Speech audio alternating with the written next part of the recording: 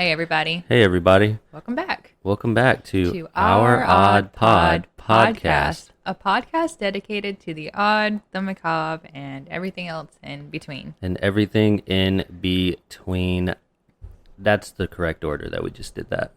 Yes. Remember last time? Oh, yeah. It felt off, and I spent the rest of the week fretting about it. Yeah. But you know what? It made for good content. Did it? I think so. I hope so. So how's it going?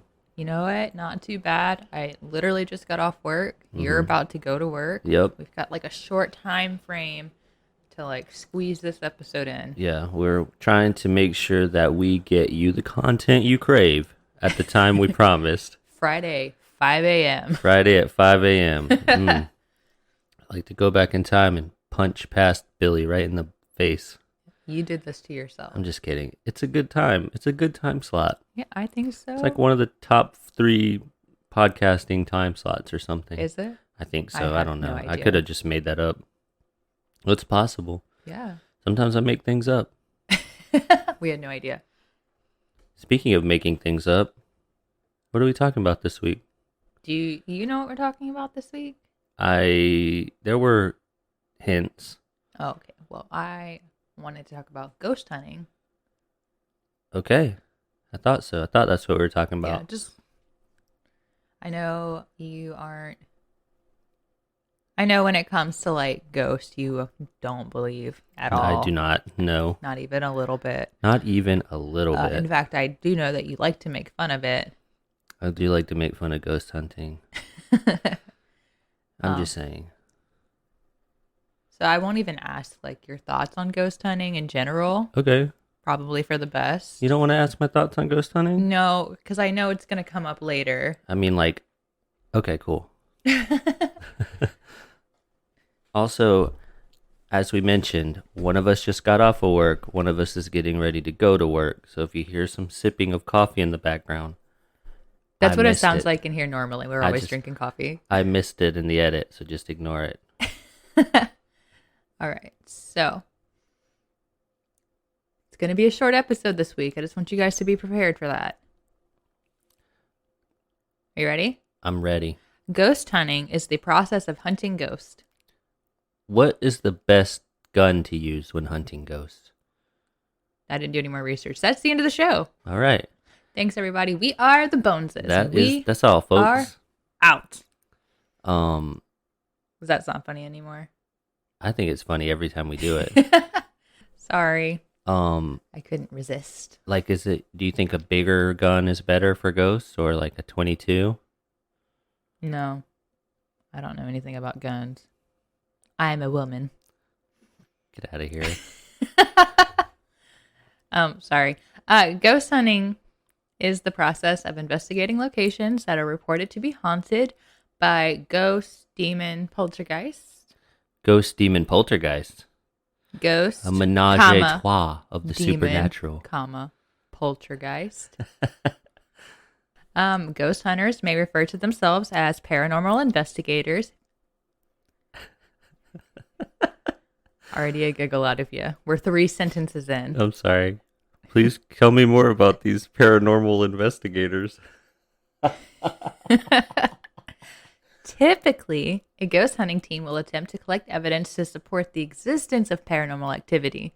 Ghost hunters will use a variety of electronic devices, which include EMF meters, voice recorders, digital thermometers, and both handheld and static digital video. Now, what is an EMF? That comes up later. Okay, cool. I'm sure. I cannot think of the acronym for it right now. Okay. Well, if it doesn't come up later, we'll bring it up again. I'll call you out later. Okay.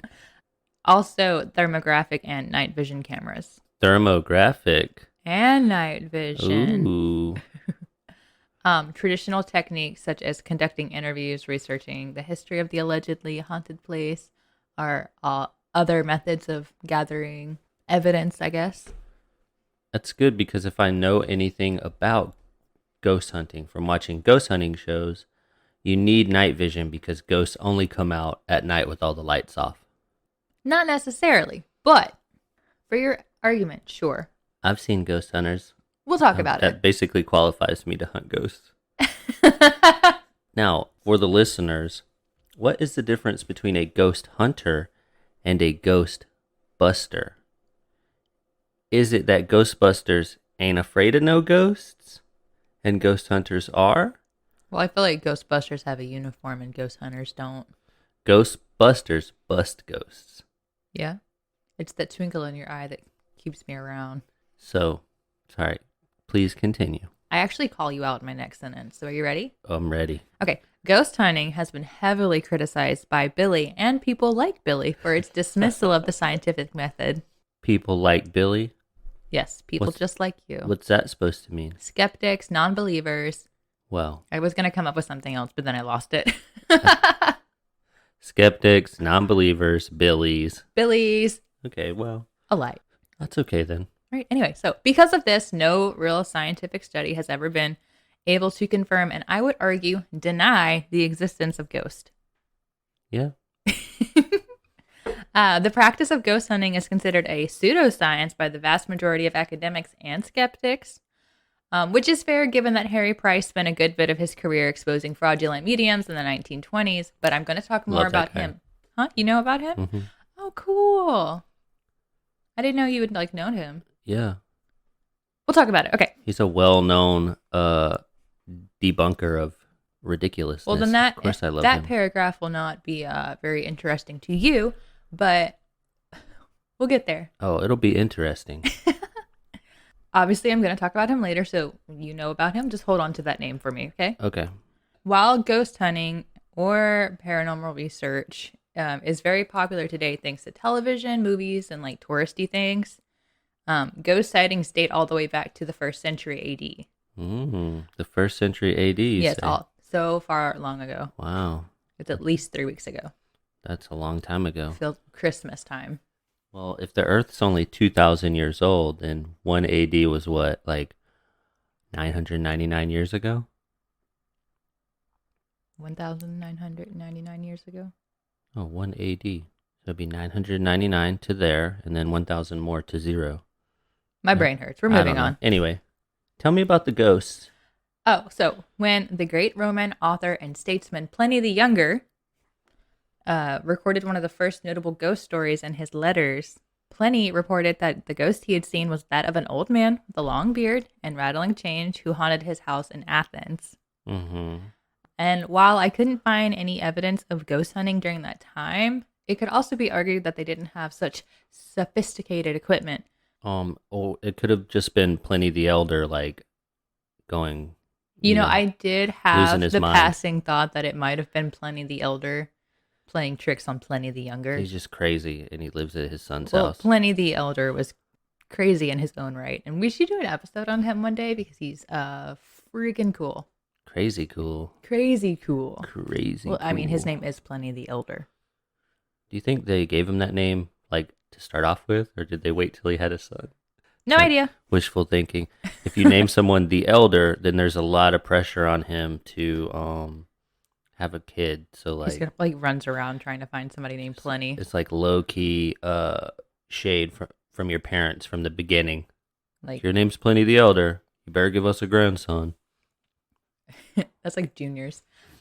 Anyway, ghost hunting dates all the way back to the 18th century thanks to the spiritualism movement, with organizations such as the Society for Psychical Research investigating spiritual matters.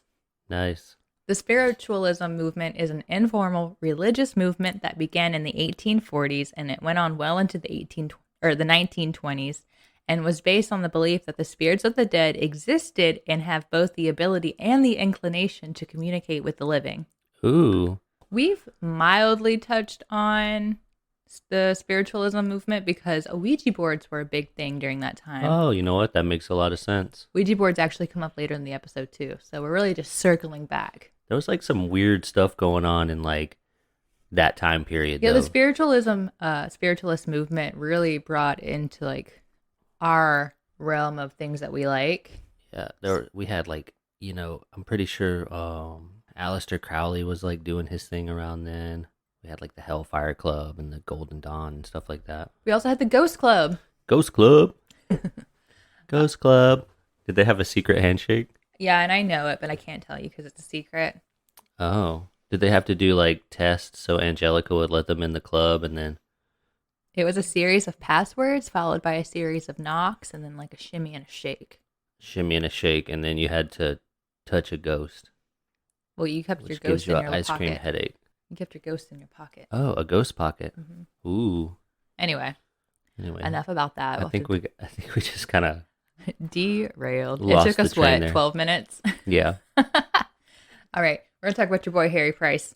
Yeah, boy. All right, so during this time, oh, I called him Henry Price and then called him Harry Price. So which one is he? Harry Price. It was during this time Harry Price made his debut.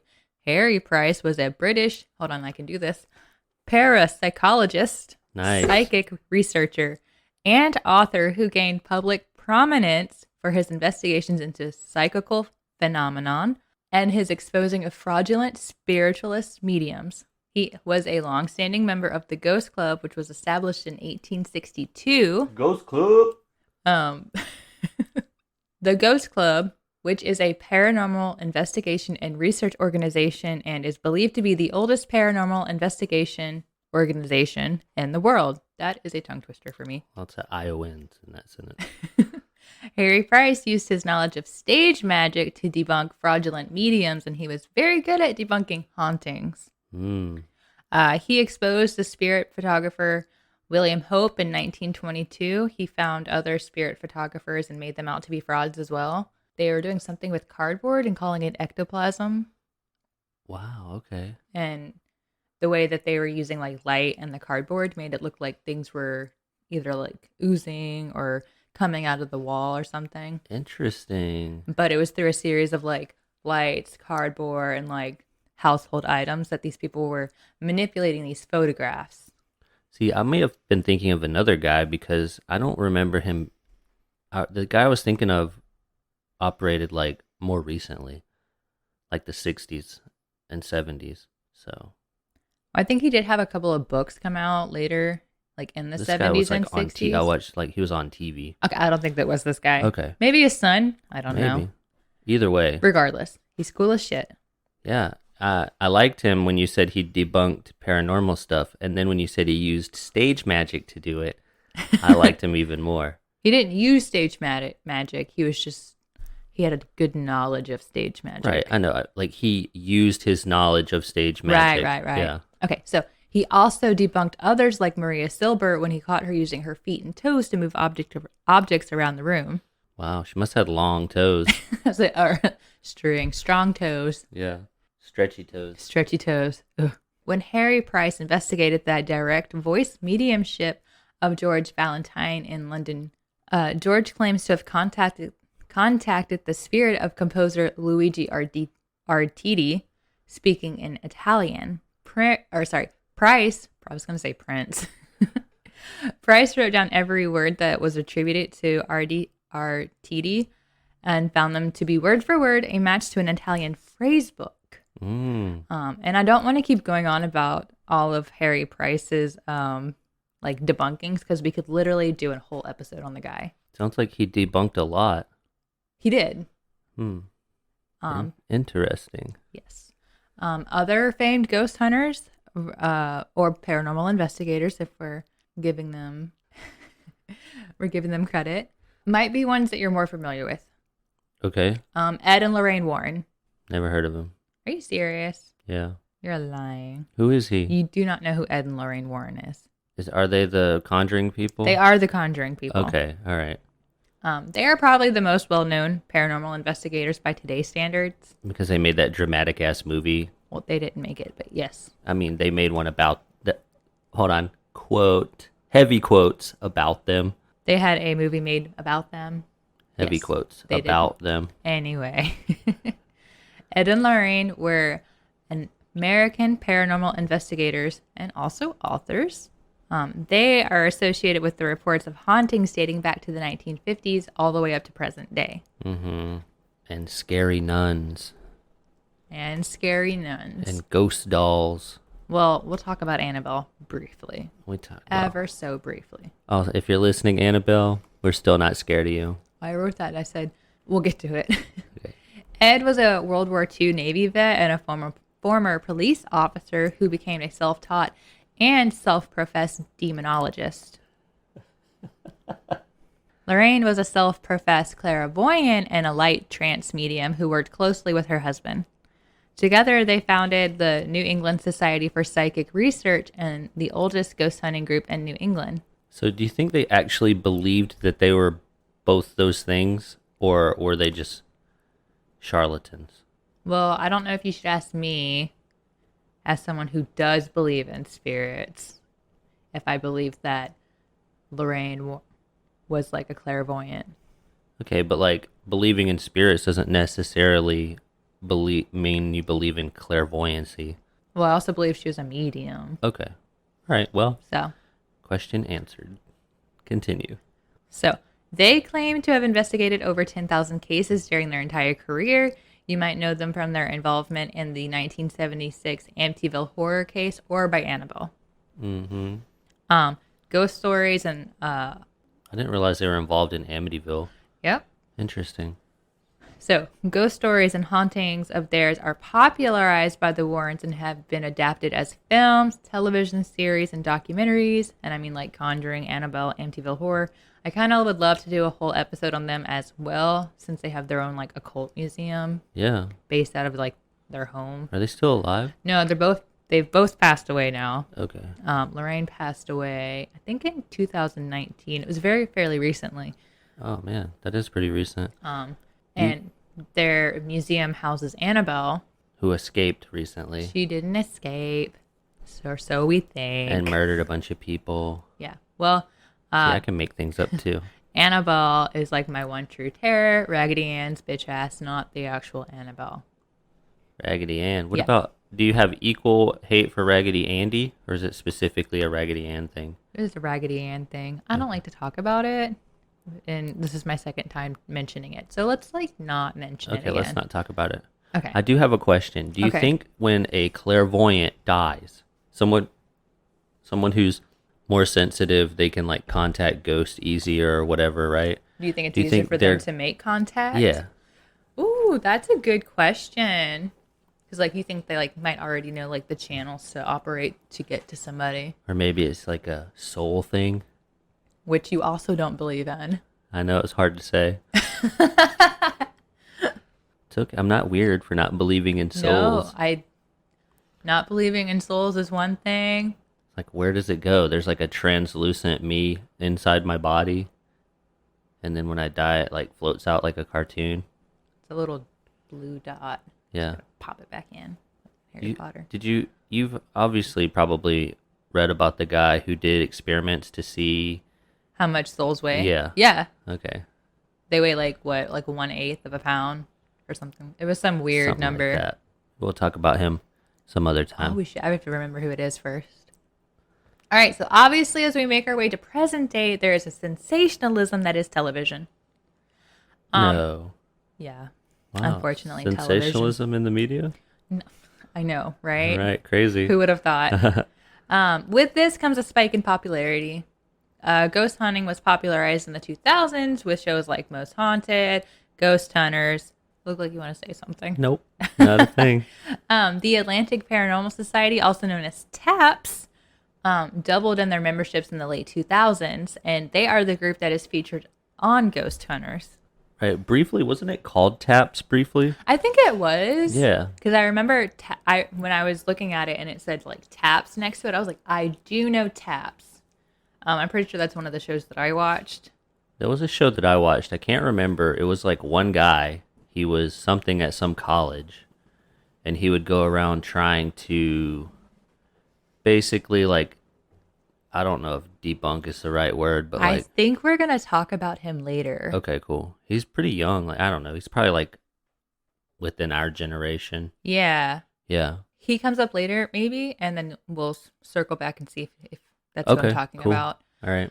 So, despite its lack of acceptance in academic circles, the increase in interest in ghost hunting reality TV shows has influenced the number of individuals to take up the pursuit of ghost hunting.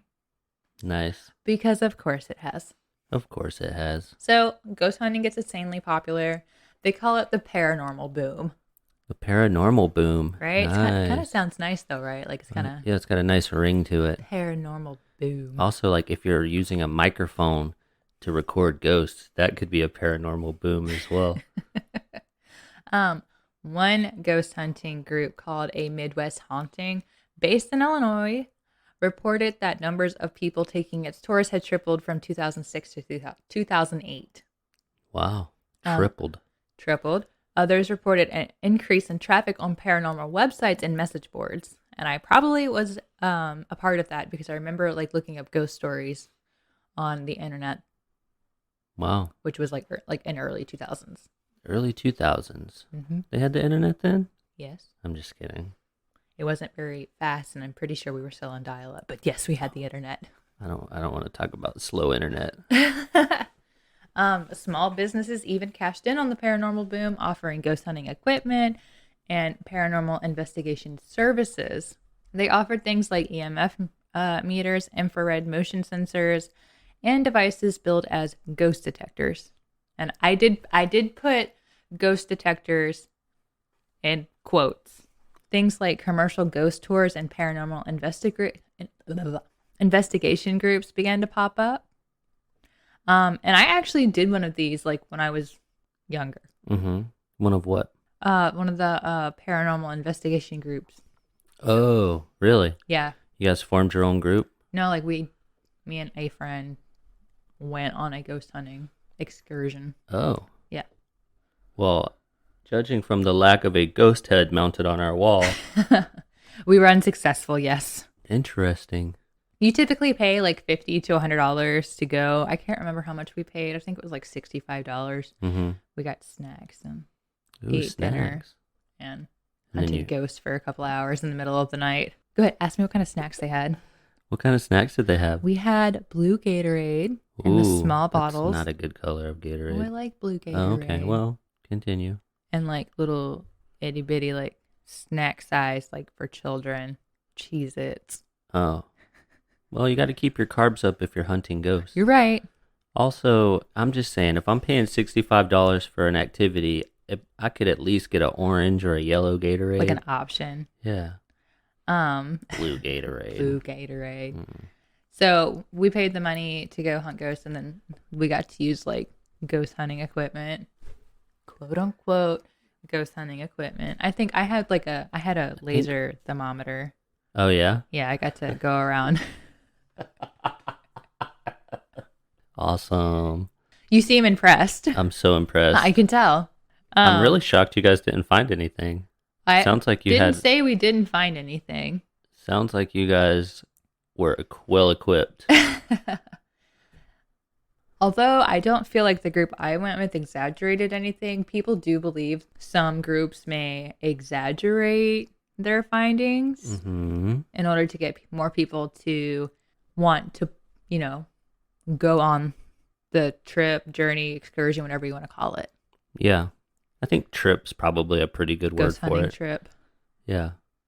Since you're kind of like, just running around in the dark and you're out of your mind. Well, we did an old theater is where we went to do our ghost hunting thing. Yeah. And they had another group that did like a bed and breakfast. Ooh. Yeah. Those people actually got to spend the night in their room, so that was exciting for them. We went to a haunted bed and breakfast. We did. We could talk about that in a second if you want. Well, we can. Later. Okay. Later. All right. So not much later though. in my ghost hunting group, if I remember correctly, I tried to find the group that we were like our little Facebook group that we were in, to see if I could still find the EVP recordings. I think the group's been deleted. Okay. For whatever reason. And then did you guys actually hear anything on the recording? If I remember, yeah, I think we did. But I do remember like cold spots, right? And whatever. How cold? So cold. Wait, ice cold. Did your digital thermometer tell you that? Yeah, it was at least 10 degrees. Or was it degrees. your body? I mean, like, did you feel the cold, or did you just digitally thermometrize? I'm a naturally cold person, so probably not. I'm always freezing. Maybe you got ghosts in your blood. Better do cocaine about it. Yeah. Regardless, despite our little town of New Orleans just a hop and a skip away. The article that I pulled a lot of my information from said that Savannah, Georgia had the most was the most American city with the most ghost tours. I've heard that. Really? Yeah. We should check out Savannah, Georgia. I love Savannah. Really? Yeah. Oh, let's go. It's awesome. I've been to Savannah a few times. Well, I haven't. And so I just kind of like want to go over some of the equipment that they use for investigations. All right, let's do it. Ouija boards. Ooh, we have one of those. We did a whole, we have a couple of them.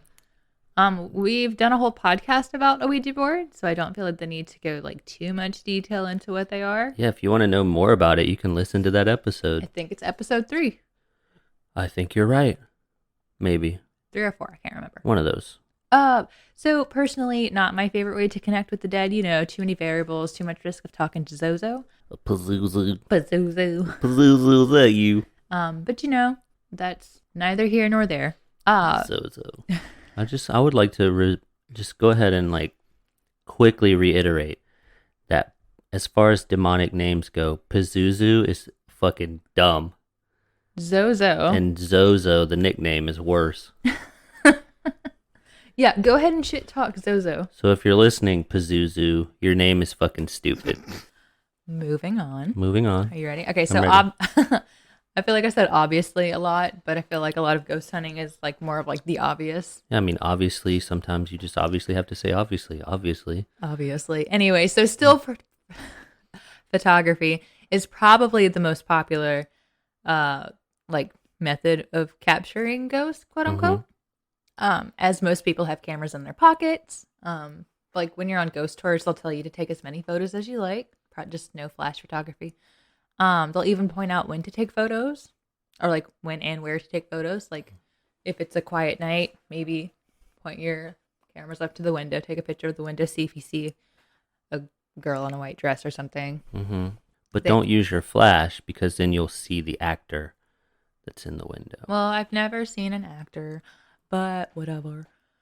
They'll encourage you to share your photos. Orbs and funnel ghosts are the most common. But sometimes you have rods. That's like a funnel. Oh, okay. Well, they consider it a funnel ghost, and those are most likely to be spotted in homes or like historical buildings. They said, from what I read on the internet, they usually take the shape of like swirling funnels or like a rod, and they are believed to be associated with cold spots or appear as like a wisp of light. Let's see, the things I'm talking about are like little thin things that like That's what I'm talking about. fly around. Yeah, like a wisp of light. Oh, okay.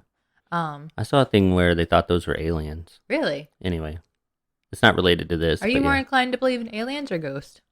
I'm more inclined to believe in aliens. Do you think there's alien ghosts? Like ghost aliens? I don't think there are ghosts at all.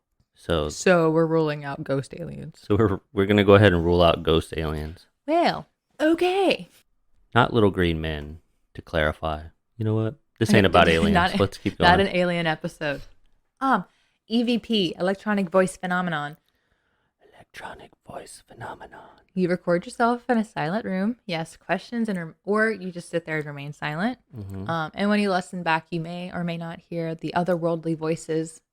And I have a clip for you that I want you to listen to. Okay, I'm gonna put the headphones on. All right, are you ready? I'm ready. So, just to preface this, they said that they recorded this in a silent room. And that there's nobody's talking, and there's nobody around. Okay. All right. Are you ready? I'm ready. Let me turn it up for a bit. It's only about 10 seconds long. Okay. Okay.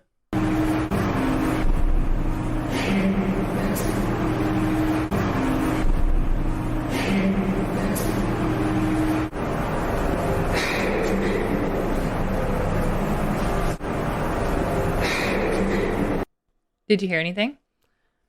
It sounded like someone coughing. Coughing? Yeah. Do you want to listen to it again? Let me listen to it again. Okay, hold on 1 second.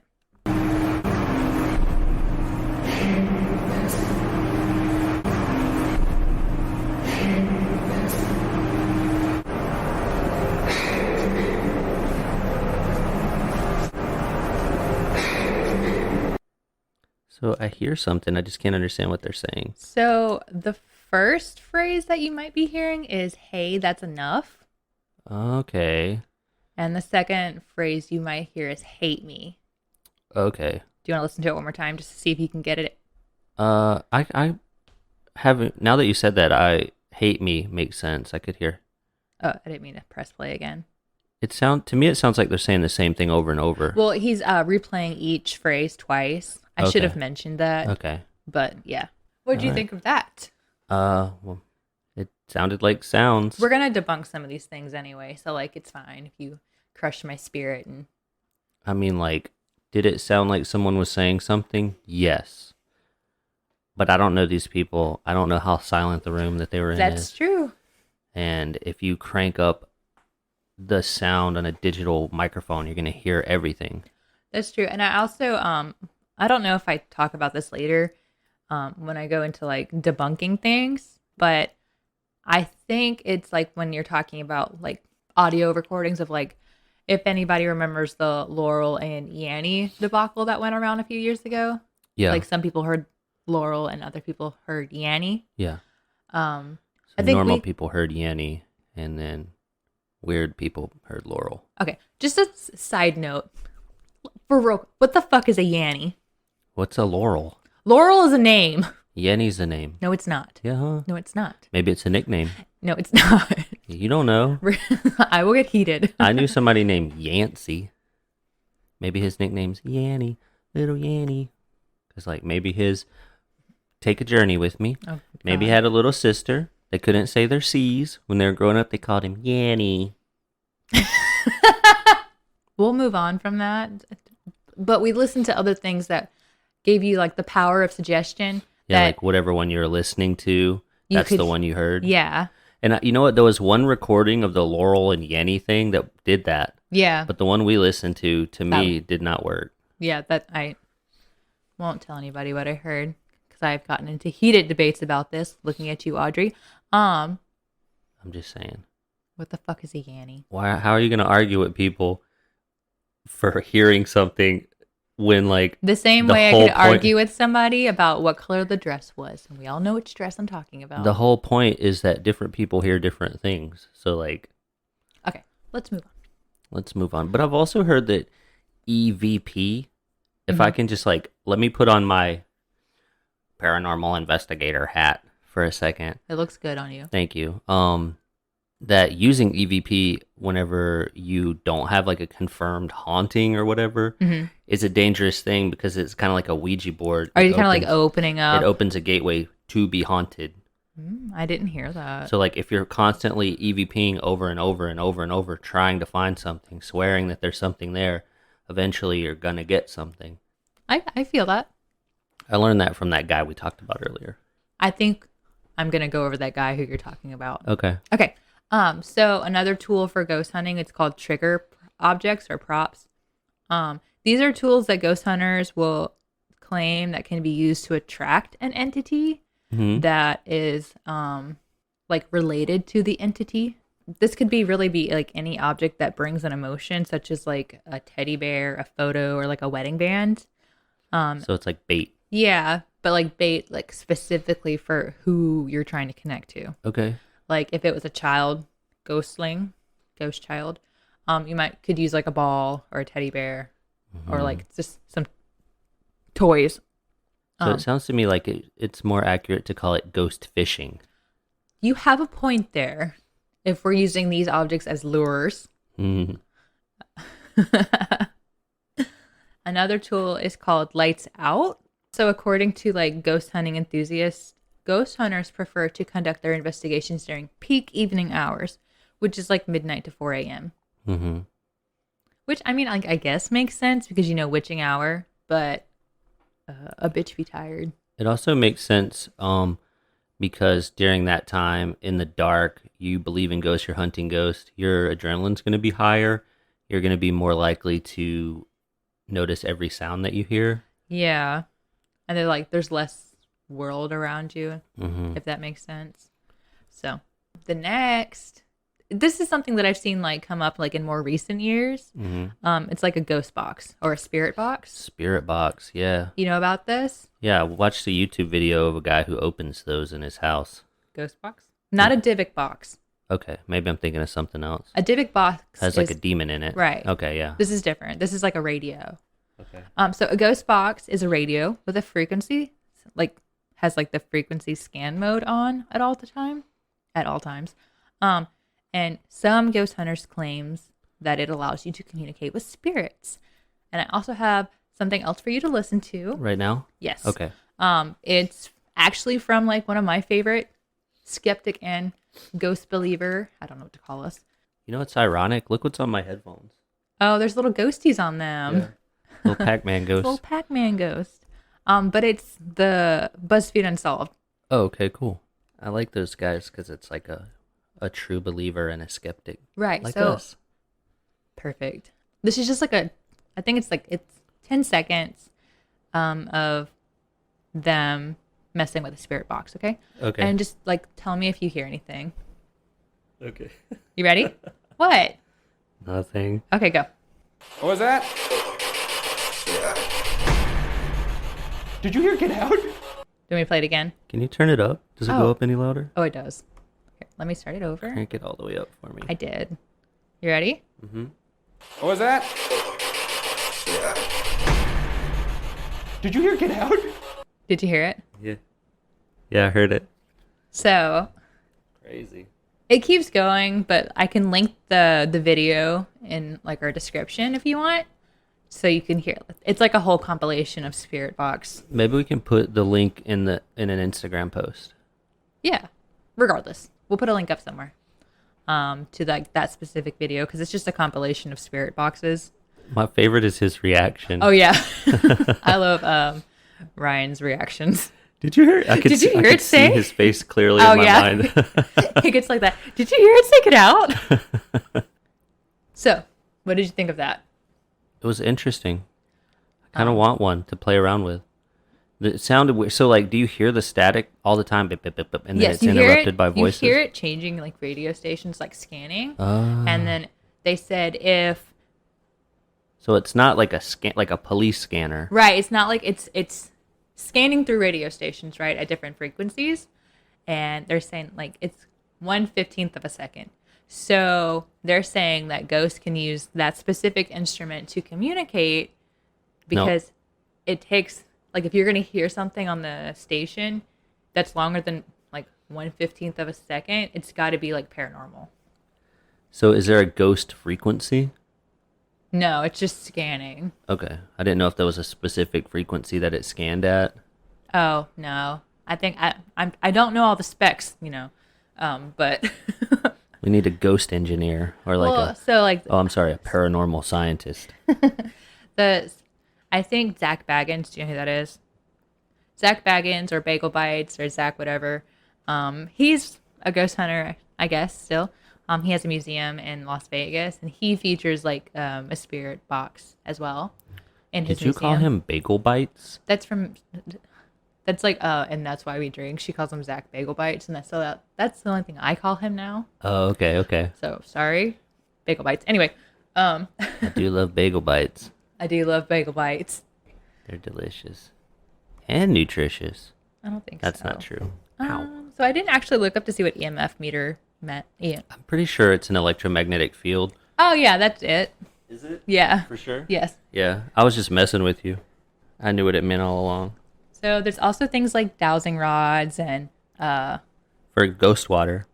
yes, for ghost water. Yeah.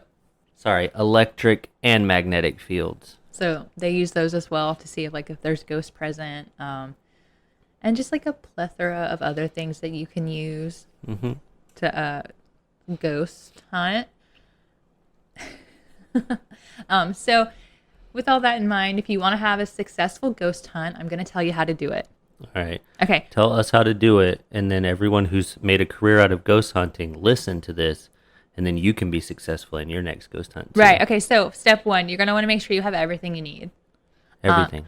I suggest that you bring a pen and paper, a camera, a flashlight, and plenty of batteries. And maybe some orange Gatorade. Maybe some orange Gatorade, different colors for everyone involved. Maybe a mobile phone for emergencies and to track time.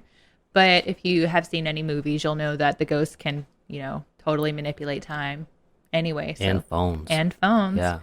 So do what you can there. Mm-hmm. So make sure you dress appropriately. Bring a jacket because you know cold spots are a thing. And also maybe like some sort of tricorn hat, like a Van Helsing hat, Oh yeah, or like he didn't wear a tricorn, like a floppy hat, some nice sort big of floppy vampire hat. hunting hat. That's for hunting vampires. Oh, I'm well. thinking maybe like a ball cap. Tomato. Tomato. More advanced hunts may include higher quality materials such as video cameras, audio recorders, and digital laser thermometers to locate sources of energies. And although I think most of us have these things on our phones, and after COVID, digital laser thermometers are like abundant. Yeah, you can also use it to make sure the people you're ghost hunting with don't have a fever. That's true. So we want to be safe both metaphysically, spiritually, and healthily. Yeah. That's a word, yes. Step 2, we're going to want to do our research. Yeah. Yeah. So it's a good idea to research a particular location's haunted history. Prepare yourself for challenges and learn more about the paranormal sightings in the area. Yeah, and just in case there are any traps, you're going to want the rogue to go first. Well, right. So if sightings usually occur like on cloudy Tuesdays, there's no need to investigate on a rainy Saturday. That's true. Yeah. So researching allows you to plan your hunt Ooh, yeah. and then you can best plan on catching your own evidence for ghosts. Step 3, ghost hunts are more fun with people. That's true. Also, you can paint a pretty picture, but you can't predict the weather. That's true.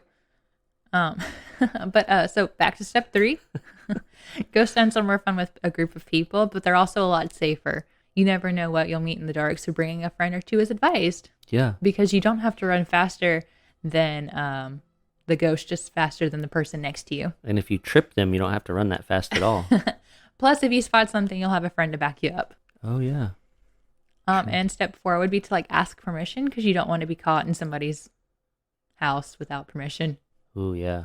That happened to us one time when we were recording a music video for a band back Oh, then. I was like, us? No. Anyway. So just to be on the safe side of the law, it's probably best to ask permission. It's best to ask permission if you are on property that isn't your own. This includes graveyards after closing hours, churches, and used car lots. Bringing your ID is also a good idea just in case the law shows up anyway. Mm-hmm. And if the property owner doesn't want you in a particular area, it's probably a good reason. Bodies. I was thinking bodies. Yeah. And step 5, be safe. This feels like a given, but if you're trekking through an old cemetery or an abandoned house looking for ghosts, you might want to bring a first aid kit. Yeah. Bring up backup supplies, and staying away from malevolent spirits and not disturbing any angry ones is also suggested. Right. So this is why I don't suggest bringing a Ouija board. Or bad-mouthing spirits. Or just bad-mouthing Zozo. Looking at some people in the room right now. Do you mean Bazulu? Mm-hmm. And so in order to remain neutral in the matter, because obviously I do believe in spirits and ghosts and the paranormal and things like that, I don't want to be like, ghosts exist. That's the end of the story. Wham, bam, shazam. Mm-hmm. I really just wanted to say wham, bam, shazam. Okay. I do want to talk about debunking ghosts for a second. All right, let's talk about debunking ghosts. Okay, so Claire Oliver for the Rocky Mountain College wrote an article about just that, and I found it particularly interesting. She interviews a paranormal claims investigator named Brian Bonner. And I think this is who you've been talking about. Yeah. I think so. You keep talking. I'm gonna look up Brian Bonner. All right. So just to establish his credentials for being able to debunk ghosts, he has worked with National Geographic, Bill Nye the Science Guy, Denver Medical Examiners, and the United States Department of Agriculture in his quest to disprove claims of ghost activity. And he also worked on the show Ghost Hunters to showcase inaccuracies during the show's investigations. Bonner goes into some of those things he used to debunk the ghost sightings, and I want to talk about them. Are you ready? Oh, I'm so ready. Okay, so now I think we can all agree ghost hunting shows are a tiny step above primetime reality TV shows. If these shows were not producing ghosts every episode, what would be the point? But they don't, though. I've never watched an episode where they produced a ghost. It's like shaky camera, dark room, people freaking out. Well, our evidence is inconclusive. Well, that would just be like boring television if they didn't have any of that, right? That's true. And sure, they throw in the odd ones where there's they don't think there's anything going on. It's just dust and old pipes. So why would orbs be in photos? Why would they? Mm-hmm. Dust. Mm-hmm. And I said pause for Billy answers. Okay. Also, I don't think Brian Bonner's the guy I'm thinking of. Oh, okay. Well, why would there be orbs in photos? I just said dust. Oh, okay. So dust Sorry, I missed it. That's okay. So dust catches a flash of light or even light refracting off of something can look like orbs. Hair can even end up looking like ectoplasm if under the right conditions. Mm-hmm. And just because fog looks like a disembodied figure doesn't always mean it's a disembodied Or figure. does it ever? It never means that it's. Well, sometimes it could mean. Yeah. Agree, disagree. Agree to disagree. I would say that 100% of the time, all the time, if there's an orb in a photo, it's dust. Yeah. Like, where are you paranormal investigating? Cemeteries, old houses. It's dusty. What if it's like a really clean old house? Just I saying. wish you guys could have seen the look he just gave me. I'm just saying. Follicles be floating. Follicles be frolicking. Yeah, frolicking. I'm frolicking in the follicles. Gross. Anyway, So why would you hear ghosts or demons in your basement? old pipes, Well, without pointing the obvious. shifting foundation, Yeah, true. wind. Let me read what I wrote. Okay. Okay, so old pipes might actually play a real part in it. Rusty pipes or bad floorboards, depending on the home, can carry sound. Another reason could be like low decibel sounds. Scientifically, these sounds affect the way humans perceive the world around them. Say, like it's midday on a sunny Tuesday, you're in your basement doing laundry, your neighbor is next door mowing his backyard. The vibrations from the lawnmower travel through the ground into the pipes above your head, and you've already had an eerie feeling about the basement anyway. So, like what you said earlier, if you're in the mindset of seeing a ghost or hearing a ghost, you're going to see one, whether it's real or not. Right. And then Bonner also mentions that like a lot of people who are using ghost hunting equipment aren't trained properly how to use the ghost hunting quote unquote equipment like effectively. Right. So Bonner said, "There's no such device that will find a ghost. We never conclusively figured out if ghosts exist and if they do, what they are. If you're using an unproven tool to find something that hasn't been proven." Yeah. So basically, someone just made up something and was like, hey, ghosts probably register differently on the electromagnetic spectrum. Pretty much. And so the reason I bring up this article at all and Brian Bonner in general is because of the last couple of paragraphs, like in the article specifically, when they're talking about seismographs and EMF meters. Here it is, which is an electromagnetic field meter. Mm-hmm. Apparently there's two kinds.